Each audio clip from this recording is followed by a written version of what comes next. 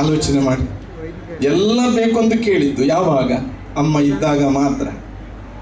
ಇದೆಲ್ಲ ಬೇಕಂತ ಕೇಳಿದ್ರೆ ಕೊಡೋದು ಬೇಡ. ಯಾಕೆ? ಅಮ್ಮ ಇಲ್ಲ. ಹಾಗೆ ಅಮ್ಮ ಇದ್ರೆ ಮಾತ್ರ ಎಲ್ಲ ಬೇಕು. ಹಾಗೆ ನಮಗೆ ನಮ್ಮ ಜಗತ್ತಿನ ಅಮ್ಮ ದುರ್ಗೆ ಎಂತಹ ಸಂಕಟಗಳನ್ನು, ಎಂತಹ ಕಷ್ಟ ಕಾಲದಲ್ಲಿ ಉದ್ಧರಿಸಲಿಕ್ಕೆ, ನಮ್ಮನ್ನು ರಕ್ಷಿಸಿ ಅವಳಿಗೆ ಮಾತ್ರ ಸಾಧ್ಯ. ಹಾಗಾಗಿ ಅವಳ ರಕ್ಷಣೆಯ ವರ್ತುಲದ ಒಳಗೆ ನಾವಿರಬೇಕು. ತಪ್ಪಿದರೆ ಮಾತ್ರ ಅಪಾಯ. ಯಾವುದಿದ್ರೂ ಬೇಡದಾಗ್ತದೆ. ತುಂಬ ಸಂಪತ್ತಿದೆ, ಆದರೆ ಅಮ್ಮ ಇಲ್ಲ. ಸರ್ವಸ್ವರೂಪೇ ಸರ್ವೇಶೇ ಸರ್ವಶಕ್ತಿ ಸಮನ್ವಿತೆ ಭಯೇಭ್ಯಸ್ತ್ರಾಹಿನೋ ದೇವಿ ದುರ್ಗೇ ದೇವಿ ನಮಸ್ತುತೆ.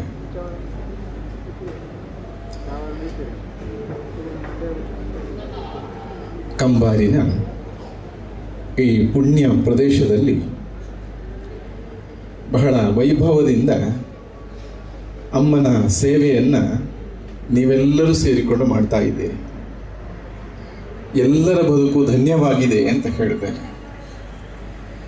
ಮನುಷ್ಯರಾಗಿರುವಂತಹ ನಮಗೆ ಸಿಕ್ಕುವಂಥ ಒಳ್ಳೆಯ ಅವಕಾಶವನ್ನು ಬಳಸಿಕೊಂಡು ದೇವತಾ ಕಾರ್ಯವನ್ನು ಮಾಡಿದ್ದಲ್ಲದೆ ಈ ವೇದಿಕೆಯನ್ನು ಇಷ್ಟು ಸುಂದರವಾಗಿ 3 ಸ್ವಾಮಿಗಳನ್ನೆಲ್ಲ ಒಂದು ವೇದಿಕೆಯಲ್ಲಿ ಇವತ್ತು ಕಾಣುವಂಥದ್ದು ಆಗಿದೆ. ನಮಗೆಲ್ಲ ಈ ಪುಣ್ಯ ಕಾರ್ಯದಲ್ಲಿ ಭಾಗವಹಿಸಲಿಕ್ಕೆ ಒಂದು ಒಳ್ಳೆಯ ಅವಕಾಶ ಕೊಟ್ಟಿದ್ದೀರಿ. ವೇದಿಕೆಯ ಒಳ್ಳೆಯ ಸಂದೇಶ, ಸಮಾಜಕ್ಕಾಗಿ ಬಹಳಷ್ಟು ಕೊಡುಗೆ ಕೊಡುವಂತಹ ಸಂತರುಗಳು. ಹಾಗೆ ಅಂತಹ ಸಂತರು ಏನು ಸಮಾಜಕ್ಕೆ ಮಾರ್ಗದರ್ಶನ ಮಾಡ್ತಾರೋ ಅದನ್ನು ಪ್ರಾಯೋಗಿಕವಾಗಿ, ಪ್ರಾಕ್ಟಿಕಲ್ ಆಗಿ ಅಂತ ಹೇಳಿ ಸಮಾಜಕ್ಕೆ ಒಳ್ಳೆಯ ಕೊಡುಗೆಯನ್ನು ಕೊಡುವಂತಹ ಪುಣ್ಯಾತ್ಮರು ಈ ವೇದಿಕೆಯಲ್ಲಿ ಇದ್ದಾರೆ. ಎಲ್ಲರಿಗೂ ದೇವರು ಸನ್ಮಂಗಲವನ್ನು ಕರುಣಿಸಲಿ ಅಂತ ಪ್ರಾರ್ಥಿಸ್ತಾ, ಮನುಷ್ಯರಾದ ನಾವೆಲ್ಲ ಬೇರೆ ಬೇರೆ ಗುಣಗಳನ್ನು ಹೊಂದಿದ್ದೇವೆ. ಸತ್ವಗುಣ, ರಜೋಗುಣ, ತಮೋಗುಣ ಅಂತ 3 ಗುಣಗಳನ್ನು ನಮಗೆ ಪ್ರತ್ಯೇಕತೆಯನ್ನು ಹೇಳಿಕೊಟ್ಟಿದ್ದಾರೆ. ಎಲ್ಲರಿಗೂ ಸಾತ್ವಿಕ ಗುಣ ಬೇಕು, ಅದರಿಂದ ಒಳಿತಾಗುತ್ತದೆ ಅಂತ ಗೊತ್ತು. ರಜೋಗುಣ ಎಲ್ಲಿ ಬೇಕು ಅಲ್ಲೇ ಇರಬೇಕು. ತಮೋಗುಣ ಯಾಕೆ ಬೇಕು? ಅಲ್ಲೇ ಅದಕ್ಕೆ ಬಳಸಬೇಕು. ಅದು 3 ಬೇಕಾಗುತ್ತದೆ. ಆದರೆ ಈ ಸಮಾಜದಲ್ಲಿ ಓಡಾಡುವಾಗ ನಮಗೆಲ್ಲ ಸಾತ್ವಿಕ ಗುಣದಿಂದ ತುಂಬ ಶಕ್ತಿ ಸಿದ್ಧಿಯಾಗುತ್ತದೆ.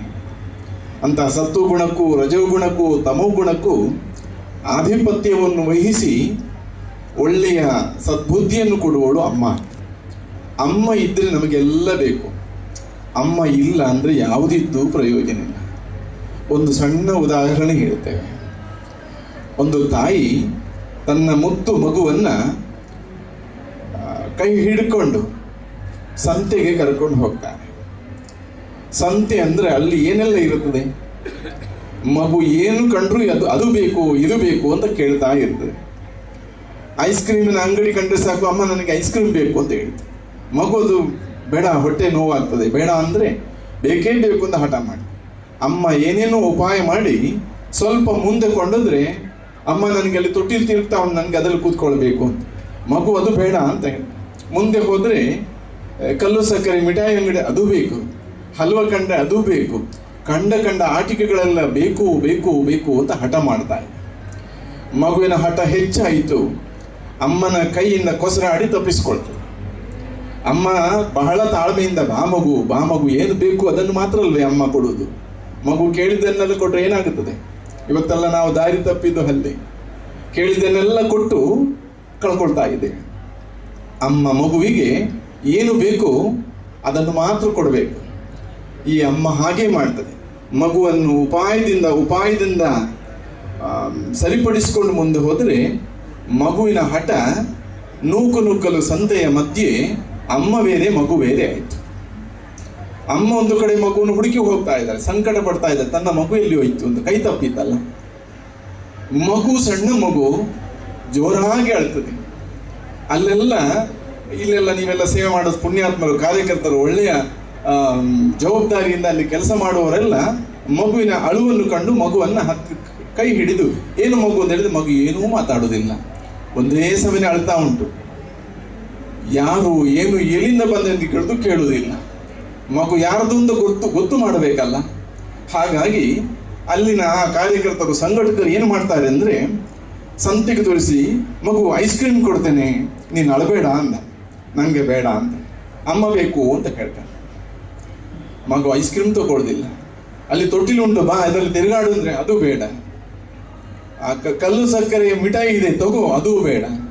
ಇನ್ನೇನು ಏನೆಲ್ಲ ಇದೆ, ಮಗು ಏನೆಲ್ಲ ಹಿಂದೆ ಕೇಳ್ತಿತ್ತು, ಸಂತೆಯಲ್ಲಿ ತೋರಿಸಿ ಅದು ಕೊಡ್ತೇನೆ ಇದು ಕೊಡ್ತೇನೆ ಅಳಬೇಡ ಅಂದ್ರೆ ಮಗು ಒಂದೇ ಅಮ್ಮ ಅಂತ ಬಿಟ್ರೆ ಇನ್ಯಾವುದು ಕೇಳಿದ್ರು ಒಪ್ಪುದಿಲ್ಲ. ಆಲೋಚನೆ ಮಾಡಿ. ಎಲ್ಲ ಬೇಕು ಅಂತ ಕೇಳಿದ್ದು ಯಾವಾಗ? ಅಮ್ಮ ಇದ್ದಾಗ ಮಾತ್ರ. ಇದೆಲ್ಲ ಬೇಕಂತ ಕೇಳಿದ್ರೆ ಕೊಡೋದು ಬೇಡ. ಯಾಕೆ? ಅಮ್ಮ ಇಲ್ಲ. ಹಾಗೆ ಅಮ್ಮ ಇದ್ರೆ ಮಾತ್ರ ಎಲ್ಲ ಬೇಕು. ಹಾಗೆ ನಮಗೆ ನಮ್ಮ ಜಗತ್ತಿನ ಅಮ್ಮ ದುರ್ಗೆ ಎಂತಹ ಸಂಕಟಗಳನ್ನು, ಎಂತಹ ಕಷ್ಟ ಕಾಲದಲ್ಲಿ ಉದ್ಧರಿಸಲಿಕ್ಕೆ, ನಮ್ಮನ್ನು ರಕ್ಷಿಸಲಿಕ್ಕೆ ಅವಳಿಗೆ ಮಾತ್ರ ಸಾಧ್ಯ. ಹಾಗಾಗಿ ಅವಳ ಆ ರಕ್ಷಣೆಯ ವರ್ತುಲದ ಒಳಗೆ ನಾವಿರಬೇಕು. ತಪ್ಪಿದರೆ ಮಾತ್ರ ಅಪಾಯ. ಯಾವುದಿದ್ರೂ ಬೇಡದಾಗ್ತದೆ. ತುಂಬ ಸಂಪತ್ತಿದೆ, ಆದರೆ ಅಮ್ಮ ಇಲ್ಲ, ಬೇಡ, ನಮಗದು ಬೇಡವಾಗುತ್ತದೆ. ಅದು ಆಗರ್ಭ ಶ್ರೀಮಂತರು ಇರುವ ಸಂಪತ್ತುಗಳಿಂದ ನೆಮ್ಮದಿ ಇಲ್ಲ ಅಂತ ಅಮ್ಮನನ್ನೇ ಶರಣು ಅಂತಾರೆ. ಹಾಗಾಗಿ ನಮಗೆಲ್ಲರಿಗೂ ಅಮ್ಮ ಇದ್ದಾರೆ. ಹಾಗಾಗಿ ಅಮ್ಮನ ವರ್ತುಲದೊಳಗೆ ಇದ್ದ ಕಾರಣವೇ ಈ ಕ್ಷೇತ್ರ ಇಷ್ಟೊಂದು ದೊಡ್ಡದಾಗಿದೆ. ಕ್ಷೇತ್ರ ಅಂದಾಗಲೇ ಆ ಶಬ್ದವೇ ಒಳ್ಳೆಯ ಸಂದೇಶವಿದೆ. ಕ್ಷತಾತ ತ್ರಾಯತೆ ಅಂತ. ಕ್ಷತಗಳು ಬೀಳುವುದರಿಂದ ಉದ್ಧರಿಸುವಂತಹದ್ದು ಕ್ಷೇತ್ರ. ದೇಹವನ್ನು ಕ್ಷೇತ್ರ ಅಂತ ಹೇಳಿದೆ. ಇಲ್ಲಿ ನಮ್ಮ ಊರಿಗೆ ಇದೊಂದು ಕ್ಷೇತ್ರ, ಹೃದಯ ಇದ್ದ ಹಾಗೆ. ನಮಗೆಲ್ಲ ಮನುಷ್ಯರಾದ ನಮಗೆ ಎಲ್ಲ ಪ್ರಾಣಿಗಳಿಂದ ವ್ಯತ್ಯಾಸವಾಗಿರುವಂಥದ್ದು ಒಂದು ಮನಸ್ಸು.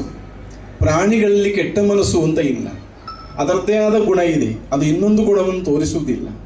ಆದರೆ ಮನುಷ್ಯರಲ್ಲಿ ಪ್ರಾಣಿಗಳೆಲ್ಲ ಪ್ರಾಣಿಗಳ ಗುಣವೂ ಉಂಟು. ಆದರೆ ಮನುಷ್ಯನಾದವರು ಮನುಷ್ಯ ಅನ್ನಿಸ್ಕೊಳ್ಬೇಕು ಅಂತ ಆದರೆ ಅವನಿಗೆ ಯೋಗ್ಯವಾದ ಸಂಸ್ಕಾರ ಪ್ರಾಪ್ತಿಯಾಗಬೇಕು. ಒಳ್ಳೆಯ ವಿಚಾರಗಳು ಅವನ ಮನಸ್ಸನ್ನು ಶುದ್ಧವಾಗಿಸಬೇಕು. ಶುದ್ಧಗೊಂಡ ಮನಸ್ಸು ಅವನನ್ನು ಮಿತ್ರನಾಗಿ ನಡೆಸ್ತಾನೆ. ಹಾಗೆ ಮಲಿನಗೊಂಡಂತಹ ಮನಸ್ಸು ಅವನನ್ನು ಅಧಪ್ಪತನಕ್ಕೆ ಕೊಂಡೊಯ್ತದೆ. ನೋಡಿ, ಇವತ್ತು ಇತ್ತೀಚೆಗೆ ಬಹಳ ಸುದ್ದಿ ಆದ್ದು ಗೋವಿನ ಕೆಚ್ಚಲು ಕಡಿದದ್ದು ಅಂತ. ಎಂಥ ಬೀಭತ್ಸ ಕೃತ್ಯ ನೋಡಿ, ಎಂತಹ ದುರಂತ. ಇದನ್ನೆಲ್ಲ ಕಡಿಯುವಂತಹ ಅವನ ಮನಸ್ಥಿತಿ ಹೇಗಿರ್ಬೋದು? ಅಲ್ಲಿಯೂ ಹೇಳಿದು ಮನಸ್ಸಿನ ಸ್ಥಿತಿಯನ್ನು. ಹಾಗಾಗಿ ಕೆಟ್ಟ ಮನಸ್ಸು ಅಣುಬಾಂಬಿಗಿಂತಲೂ ಅಪಾಯ. ಒಳ್ಳೆಯ ಮನಸ್ಸು ನಮ್ಮದಾಗಬೇಕು ಅಂತಾದರೆ, ಒಳ್ಳೆಯ ಆಹಾರ ನಮಗೆ ಹೇಗೆ ದೇಹಕ್ಕೆ ಆರೋಗ್ಯವನ್ನು ತುಂಬುತ್ತದೋ ಅದೇ ರೀತಿಯಲ್ಲಿ ಒಳ್ಳೆಯ ಮನಸ್ಸಿಗೆ ಒಳ್ಳೆಯ ಧರ್ಮದ ಚೌಕಟ್ಟಿನೊಳಗಿರುವ ಬದುಕು ಬೇಕು. ಅಂತಹ ವಿಚಾರಗಳ ವ್ಯಾಪ್ತಿಯೊಳಗಿರಬೇಕು. ಆ ವ್ಯಾಪ್ತಿ ನಮಗೆ ಅದರ ಕೇಂದ್ರ ಸ್ಥಾನ ಧರ್ಮದ ಗೂಟ ದೇವಸ್ಥಾನ. ಒಂದು ಗೂಟಕ್ಕೆ ಕಟ್ಟಿದ ಹಸು ಅದು ಎಲ್ಲೂ ಬೇಲಿ ಹಾರಿ ಹೋಗುವುದಿಲ್ಲ. ಮಾತ್ರವಲ್ಲ, ಯಾರ ಏಟೂ ತಿನ್ನುವುದಿಲ್ಲ. ಯಾಕೆಂದರೆ ಗೂಟದ ಸುತ್ತಲೂ ಮಾತ್ರದ ವ್ಯಾಪ್ತಿಯೊಳಗೆ ಅದು ಮೇಯುತ್ತದೆ. ಹಾಗೆ ನಾವು ನಮ್ಮ ಬದುಕಿಗೆ ಧರ್ಮದ ಗೂಟ ದೇವಸ್ಥಾನ. ಇದು ಒಂದು ಹೃದಯ ಇದ್ದ ಹಾಗೆ. ಹೃದಯ ನಮ್ಮ ದೇಹದ ಎಲ್ಲ ಕಡೆಗೆ ರಕ್ತ ಸಂಚಾರವನ್ನು ಹೇಗೆ ಮಾಡ್ತದೋ ಅದೇ ರೀತಿಯಲ್ಲಿ ನಮ್ಮ ಬದುಕಿನ ಧಮನಿಯ ರಕ್ತ ಸಂಚಾರವನ್ನು ಮಾಡುವಂಥದ್ದು ದೇವಸ್ಥಾನ. ಕ್ಷಯಾತ ತ್ರಾಯತೆ ಇತಿ ಕ್ಷೇತ್ರ ಅಂತಲೂ ಹೇಳಿದೆ. ಜೀರ್ಣವಾಗಿ ಹೋಗುವುದೆಂದಲೂ ಉದ್ಧರಿಸುವುದು. ನಮ್ಮ ಬದುಕು ಹಾಳಾಗಿ ಹೋಗುವುದರಿಂದ ಅದನ್ನು ಒಳ್ಳೆಯ ರೀತಿಯಲ್ಲಿ ಅರ್ಥಪೂರ್ಣವಾಗಿಸಬೇಕು ಅಂತಾದರೂ ಕ್ಷೇತ್ರ ಬೇಕು. ಹಾಗಾಗಿ ಇಂತಹ ಕ್ಷೇತ್ರದ ಮೂಲಕ ಅದೇ ದೇವರು ಕೊಟ್ಟ ಈ ದೇಹವೆಂಬ ಕ್ಷೇತ್ರವನ್ನು ಶುದ್ಧೀಕರಿಸಿ ಒಳ್ಳೆ ಮನಸ್ಸನ್ನು ಕಟ್ಟಿಕೊಂಡು ನಾವು ಸುಂದರ ಪರಿಸರ ನಿರ್ಮಾಣ ಮಾಡಬೇಕು. ಒಂದು ಗಂಧದ ಫ್ಯಾಕ್ಟ್ರಿಯಲ್ಲಿ ಅಲ್ಲಿ ಯಾವ ಪರಿಮಳವಿರುತ್ತದೆ? ಅದು ಗಂಧ ಇರುತ್ತದೆ. ಅಂತಹ ಗಂಧ ಮೈಗೆ ಪೂಸಬೇಕು ಅಂತ ಇಲ್ಲ, ಮೈಗೆ ಹಚ್ಚಬೇಕು ಅಂತ ಇಲ್ಲ. ಗಂಧದ ಫ್ಯಾಕ್ಟ್ರಿಗೆ ಹೋದರೆ ಸಾಕು, ನಮ್ಮ ಮೈಯೆಲ್ಲ ಗಂಧದ ಸುಗಂಧ ಬರುತ್ತದೆ. ಹಾಗೆ ಇಂತಹ ದೇವಸ್ಥಾನಗಳಲ್ಲಿ ನಮ್ಮ ಬದುಕನ್ನು ಕೇಂದ್ರೀಕರಿಸಿಕೊಂಡಾಗ ಧರ್ಮದ ಭಗವಂತನ ಕೃಪೆಯ ಗಂಧ ನಮ್ಮನ್ನು ಆವರಿಸ್ತದೆ. ಅಂತಹ ಒಳ್ಳೆಯ ಸಂಸ್ಕಾರ ನಮಗೆ ಪ್ರಾಪ್ತಿಯಾದಾಗ ಲೋಕವೆಲ್ಲ ಒಳ್ಳೆಯದಾಗಿ ಕಾಣ್ತದೆ. ಮಾತ್ರವಲ್ಲ, ಲೋಕದಲ್ಲಿ ಒಳ್ಳೆಯದನ್ನು ಉಳಿಸುವವರು ನಾವು ಆಗ್ತೇವೆ. ಅಂತಹ ಉದಾರ ಮನಸ್ಕರು ಈ ಗ್ರಾಮದಲ್ಲಿ ತುಂಬಿದ ಕಾರಣವೇ ಈ ಕ್ಷೇತ್ರ ಇಷ್ಟೊಂದು ದೊಡ್ಡದಾಗಿದೆ. ಕ್ಷೇತ್ರವನ್ನು ಯಾವಾಗಲೂ ಬೆಟ್ಟದ ತುದಿಯಲ್ಲಿ ಅಥವಾ ನದಿಯ ದಡದಲ್ಲಿ, ಬೆಟ್ಟದ ಬುಡದಲ್ಲೆಲ್ಲ ಇಡ್ತಾರೆ. ಋಷಿ ಮುನಿಗಳು ಅಂತಹ ಸ್ಥಳ ಯೋಗ್ಯ ಎಂದು ಗುರುತಿಸಿಕೊಂಡಿದ್ದಾರೆ. ಇಲ್ಲಿ ನೋಡಿದರೆ ಅದೆಲ್ಲದರ ಸಂಗಮವೂ ಉಂಟು. ಬೆಟ್ಟದ ತುದಿ ಅಂದ್ರೆ ಅದೂ ಹೌದು, ಬೆಟ್ಟದ ಬುಡ ಅಂದ್ರೆ ಅದೂ ಹೌದು, ನದಿಯ ದಡ ಅಂದ್ರೆ ಅದೂ ಹೌದು. ಅಂತೂ ದೇವರೇ ಆಯ್ಕೆ ಮಾಡಿಕೊಂಡ ಒಂದು ಸುಂದರ ಪ್ರದೇಶ. ಅಂತಹ ಪ್ರದೇಶದಲ್ಲಿ ನಾವೆಲ್ಲ ನಮ್ಮ ಬದುಕನ್ನು ಸುಗಂಧವಾಗಿಸಬೇಕು. ನಮ್ಮ ಬದುಕಿನಲ್ಲಿ ಅಮ್ಮನ ಸಹವಾಸ ನಿರಂತರ ಬೇಕು. ಅದಕ್ಕೆ ಭಕ್ತಿ ಎಂಬುದು ಪೂರಕವಾಗಿರುವುದು. ನಾವು ಮನುಷ್ಯರಾಗಿದ್ದವರು ಭಕ್ತಿಯನ್ನು ಮಾಡಿದರೆ ನಮ್ಮ ಹೃದಯದ ಭಾವನೆ ಭಗವಂತ ಇರುವ ಎಲ್ಲ ವಸ್ತುವನ್ನು ಒಪ್ಪಿಕೊಳ್ಳುತ್ತದೆ. ಯಾರೆಲ್ಲರಲ್ಲಿ ಭಗವಂತ ಇದ್ದಾನೆ, ಇಲ್ಲದ ಸ್ಥಳ ಎಲ್ಲಿ? ಹಾಗಾಗಿ ಪ್ರತಿಯೊಂದು ಪ್ರಾಣಿ ಪಕ್ಷಿಯಿಂದ ಹಿಡಿದು ಇಡೀ ಸಮಾಜವನ್ನು, ಗಿಡ ಮರಗಳನ್ನು, ಪ್ರಾಣಿ ಪಕ್ಷಿಗಳನ್ನು, ಜೀವರಾಶಿಗಳನ್ನು, ಇಡೀ ಬ್ರಹ್ಮಾಂಡವನ್ನೇ ಪ್ರೀತಿ ಮಾಡುವಂತಹ ಗುಣವಿರುವುದು ಹೃದಯದಿಂದ. ಅಂತಹ ಒಳ್ಳೆಯ ಹೃದಯವನ್ನು ನಿರ್ಮಾಣ ಮಾಡುವಂತಹ ಪುಣ್ಯಧಾಮ ಕಂಬಾರು. ಇಲ್ಲಿನ ಈ ಪ್ರದೇಶದಲ್ಲಿ ನೀವೆಲ್ಲ ಅತ್ಯಂತ ಶ್ರಮವಹಿಸಿ ನಿಮ್ಮ ಬದುಕನ್ನು ಪಾವನಗೊಳಿಸಿದ್ದೀರಿ. ಒಳ್ಳೆಯ ಉದಾಹರಣೆ ಇಲ್ಲಿದೆ. ಈ ಮನೆತನದ ಗೌರವವನ್ನು ಎತ್ತಿ ಹಿಡಿಯುವ ಕೆಲಸವೂ ಇಲ್ಲಿ ನಡೀತಾ ಇದೆ. ಮಾತ್ರವಲ್ಲ, ಒಬ್ಬ ಬ್ರಾಹ್ಮಣ ವೈದಿಕ ಧರ್ಮವನ್ನು ಹೇಗೆ ರಕ್ಷಿಸಬೇಕು ಎಂಬುದನ್ನು ಇಲ್ಲಿ ಬಂದು ನೋಡಬಹುದು. ಸಮನ್ವಯ ಇಲ್ಲಿದೆ. ಅಮ್ಮನ ಮುಂದೆ ನಾವೆಲ್ಲ ದೇಹಕ್ಕೆ ಬೇರೆ ಬೇರೆ ಅವಯವಗಳು ಇದ್ದಂತೆ ಅದೆಲ್ಲ ಒಗ್ಗೂಡಿದಾಗ ಒಂದು ಬದುಕು ಸುಂದರವಾಗಿರುತ್ತದೋ ಅದೇ ರೀತಿಯಲ್ಲಿ ಇಡೀ ಸಮಾಜವೆಂಬ ದೇಹದಲ್ಲಿ ಬೇರೆ ಬೇರೆ ಜಾತಿ ವ್ಯವಸ್ಥೆಗಳನ್ನು ಸಮನ್ವಯಗೊಳಿಸಿ ಎಲ್ಲಿಯೂ ನಿಕೃಷ್ಟವಾಗಿ ಕಾಣದೆ ಪ್ರತಿಯೊಬ್ಬನ ಅಂತರಂಗದಲ್ಲಿರುವ ಭಗವಂತನನ್ನು ಗುರುತಿಸಿ ನಾವೆಲ್ಲ ಮನುಷ್ಯರಾಗೋಣ.